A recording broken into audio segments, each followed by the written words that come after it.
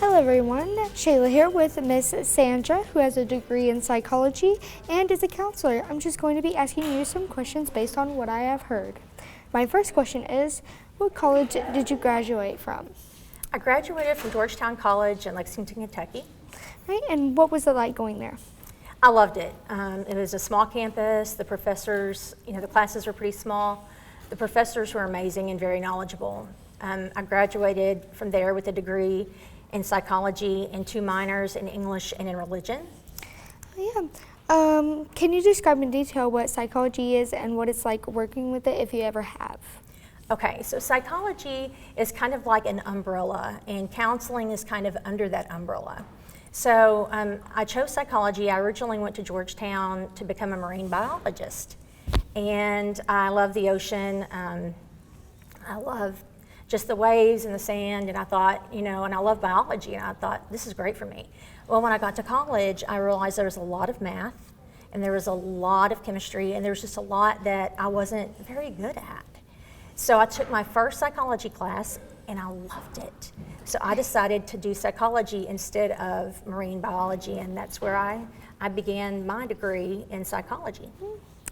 What interesting courses have you taken inside and outside of psychology?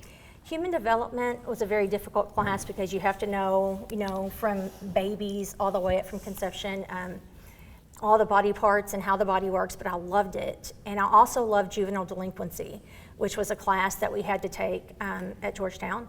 And that class really inspired me and drove my passion towards teenagers. Mm-hmm. And so for the last 11, almost 12 years, I have been working as a counselor, a mental health counselor, which again is under that umbrella of psychology. Mm-hmm. So I work as a mental health counselor at Callaway County Day Treatment Center. Oh, that's nice. What are the top 5 skills you have acquired through your psychology major? Wow, that's a great question. One of the major skills that you learn is patience. The second skill that you probably need to have is really good listening, to be able to listen to what others have to say. I'm not sure you'd call it a skill, but it's definitely important, and that's empathy. Mm-hmm. Learning to try to feel what other people are feeling. I've learned how to deal with diversity, many different clients and many different scenarios. And if you have not experienced any of their scenarios, it's really hard to relate to them as a counselor. Mm-hmm. And another thing that I have learned is confidentiality.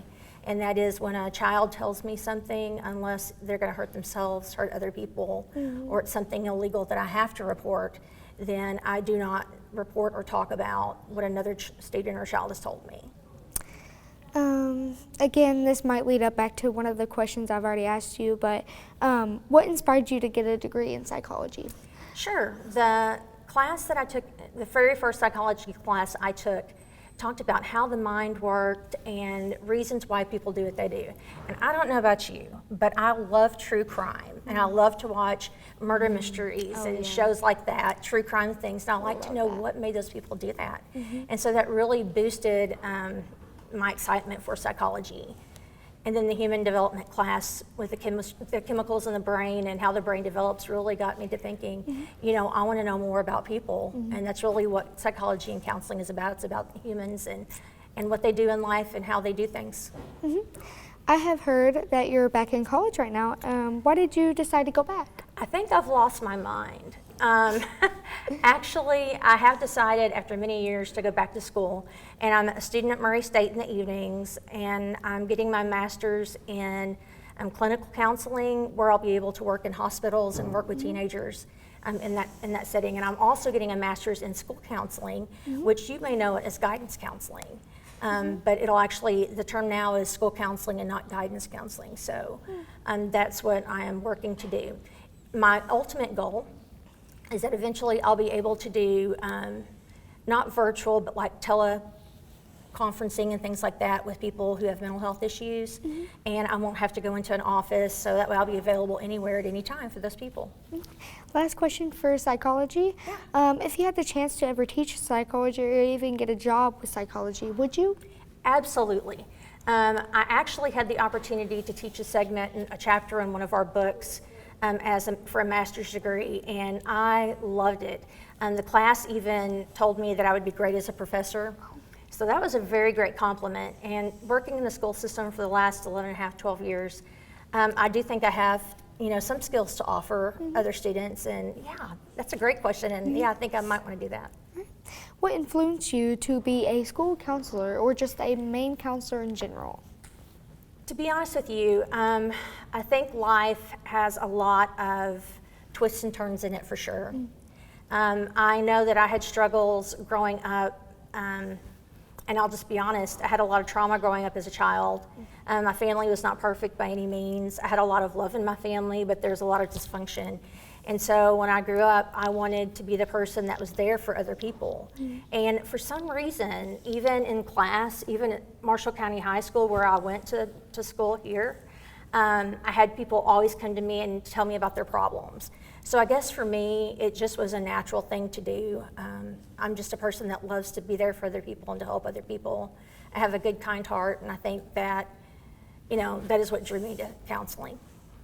What do you see as the most effective use of a school counselor's time? Well, I'm going to tell you.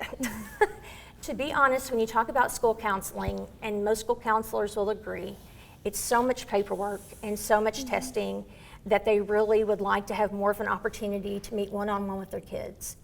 So school counseling has become more of an administrative position where you do a lot of the paperwork and you do a lot of the legal things that have to be done. But I know a lot of the counselors that are school counselors really want to get to know their students better and spend more time with the students. So I think as far as time goes, I would like to see that paperwork be given to more of like the school psychologist for the testing and all of that, and leave the immediate population to the school counselors to where they can deal with the students at the moment. How do you think the teachers feel about the role of a counselor? I know in my school, at the Day Treatment Center, I have an amazing opportunity to work very closely with my teachers. And we are like one huge family. So when a student is suffering in their class, they'll come to me and say, what can I do? How can I reach this child? And so I give them some ideas. And I also go to that teacher, if one of my students is complaining about a teacher, I go to that teacher and say, hey, what do you think we can do to help this kid learn better in your class? So I work really closely with the teachers, and I love that part of my job, as being the mediator. Why do you think students should have access to a school counselor? I know literally back in my day, and that was when the dinosaurs roamed, the school counselor sat in an office, and I really never even saw her until I had to graduate. And that wasn't because she wasn't a good counselor, it's just I didn't really feel the need to talk to anyone, until I graduated. We discussed basically what college I was going to go to and things of that nature. I think everybody deserves to be heard, and I think that especially in the lives of teenagers in high school and middle school, I think they need someone that is with them throughout the day, that can listen to them, understand them, and get more of a feel for who they are and feel a sense of belonging here, and I think counselors are great at doing that. Good. What has been your most rewarding moment or experience as a school counselor or a counselor in general? My most rewarding moment. I have so many times when kids have come back to me 10, 8, 7 years later and say, Ms. Pitman, I'm doing better now because of something that you said or did. When really and truthfully, it's nothing that I did. It's all about their choices and what they choose to do. But my favorite thing that I've done that is the closest to my memory is I had the opportunity to give a diploma to one of my graduating students that told me that she would never graduate. And so that was a tender moment for me as a counselor and a proud moment. What are some common strategies that you use to connect with students? Well, the coolest thing is I have a teenage son who is 17, and I have an older son who is 31. And so my older son sort of prepared me a little bit for my younger son. But some of the strategies I use are simple and basic. Let's listen to the child. I try to set a good example for them. I never ask them to do things that I myself wouldn't do. I let them know that I'm sorry when I mess up. If I don't know something, I admit that I don't know it. And I never promise them that I understand what they're going through or that it's going to get better, but I promise them that I will go through it with them. And I prove that to my kids every single day.